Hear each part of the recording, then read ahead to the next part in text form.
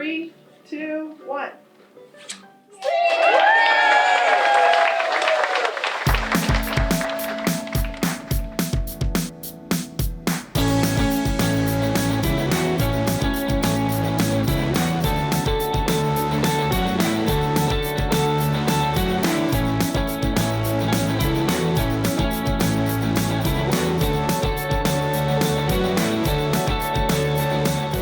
This building was built in 1981, and then in 1988 there was an addition done and a remodel, and then we didn't touch it ever since 1988 until this year. So that's really making good use and stretching it out.